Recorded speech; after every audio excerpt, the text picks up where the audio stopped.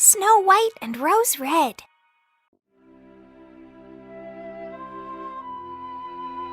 Once upon a time there was a poor widow.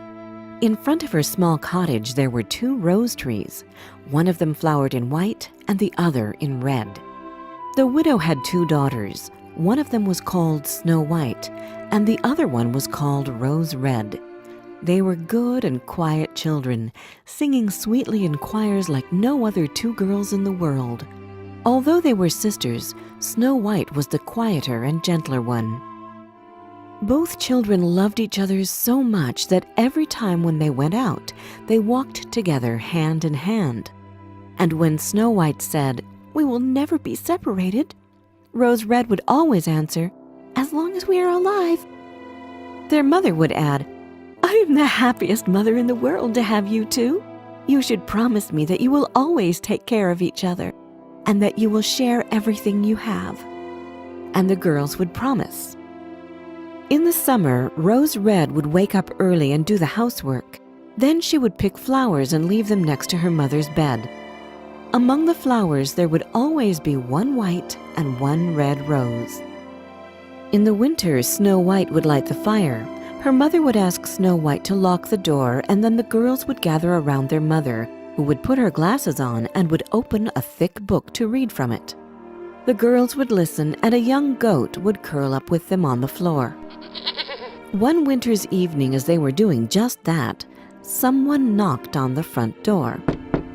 "Snow White, open the door. It looks like a stranger is in need of a shelter," the mother asked. Snow White unlocked the door, thinking that it was going to be some homeless man freezing in the cold. But it wasn't a man. Standing there was a big bear. Snow White screamed in fright when she saw the animal. Rose Red was also scared and hid behind her mother's skirt. The goat bleated in terror, but the bear extended his paw in greeting. "Don't be afraid, kind ladies. I won't do you any harm. I am just really cold and I would like to warm up if you let me in," he said. The 3 women looked in amazement and fear at the talking bear. Soon their mother came to her senses and told the girls to calm down and help the bear get rid of the snow he had on his coat. The girls did as their mother told them. Feeling warm from the fire, the bear fell asleep and everyone went to bed. The next morning when the sun rose, the girls opened the door for the bear. He went into the woods to search for blueberries and fish, but he came back in the evening and again curled up by the fireplace. This continued through the winter, and the girls were so used to playing with the bear in the evening and to have him at home that when summer came and the bear had to leave, they were all very sad. "Where are you going to go?" Snow White asked the bear. "I need to go into the woods where I keep my wealth hidden from the evil gnomes. In the winter when the earth is frozen, they cannot reach it. But in the summer, when the ground softens, they dig all over in search of treasure. Once they get treasure, they hardly ever give it back," the bear replied. Snow White was really sad that the bear was leaving. They hugged and bade each other farewell.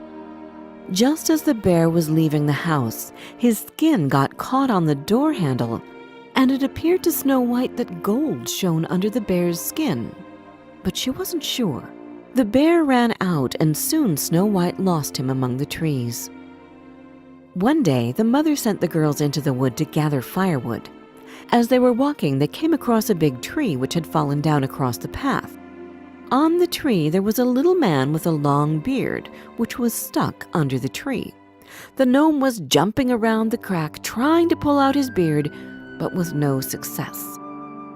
When he saw the girls, he turned his aged, wrinkled face in their direction. His eyes were red, and it seemed that they would soon pop out. "What are you 2 staring at? Can't you come over and help?"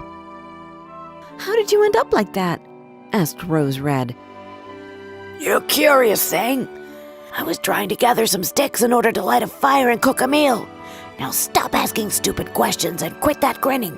It's terrible," the dwarf snapped. The girls tried to pull, then push, then to somehow roll the big tree, but it was too heavy for them, so they offered to go and get help. "Ha! Is that the best you could think of? Who needs more people here? You two are more than enough anyway. The dwarf groaned. Stay still if you want to be free again, said Snow White, and took a pair of scissors out of her pocket. She quickly cut the end of the dwarf's beard. What did you do, you stupid girl? How can you cut someone's beautiful long beard? He barked. With that, he threw his bag over his shoulder and left without even looking at them. One day, the girls decided to go out to the river to catch some fish for dinner. When they approached the river, they noticed something which resembled a big grasshopper jumping around the water as if it was ready to jump in it. They ran towards it and found the same dwarf trying to pull out his beard from a big fish's mouth, but the fish was stronger. The girls grabbed him under the shoulders and tried to pull him, but the fish just wouldn't let the beard go. Snow White had no choice. She took out her scissors and cut off a small part of the dwarf's beard. What is that, you frogs? How dare you bring shame on my face? My brothers will laugh at me now. Having said that, the dwarf took his bag, which was full of gems, and left without saying a word. Not long afterwards, Snow White and Rose Red were on the way to the nearest town to buy some needles and thread. As they were passing a meadow, they noticed a huge bird in the sky. The bird was flying low and passed close over their heads. The bird perched behind a big rock, and at that moment, someone there squeaked. When it took off again, the girls saw the same old dwarf in the bird's claws. They ran just in time to catch the dwarf by the feet.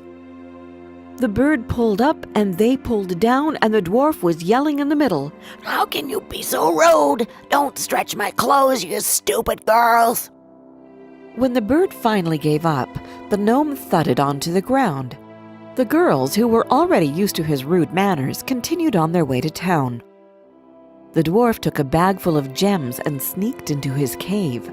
On their way back, they came across the dwarf again. He had laid out his jewels on the ground, thinking that no one would see him. The girls approached. What are you looking at? He yelled at them. His face went all red in anger, and he would have continued to yell at them if it hadn't been that all of a sudden, they saw a bear running towards them. The dwarf ran towards his cave, but the bear was faster than him. The dwarf was terrified. He started begging, Please don't eat me. Here, take these lovely gems and spare my life. Why would you eat me? I am so little. Look at those horrible girls over there. Eat them instead. The bear wasn't listening to him. With one swipe, he knocked the dwarf over. The girls ran away, but the bear followed them.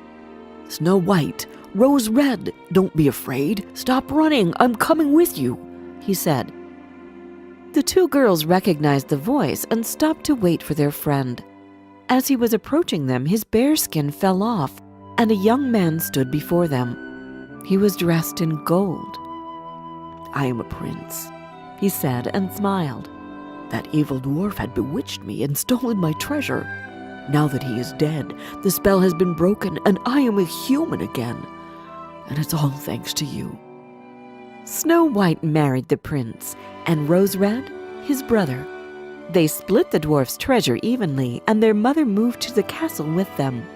She took the rose trees with her and planted them under her window. Every year they flowered with exquisitely fragrant red and white roses.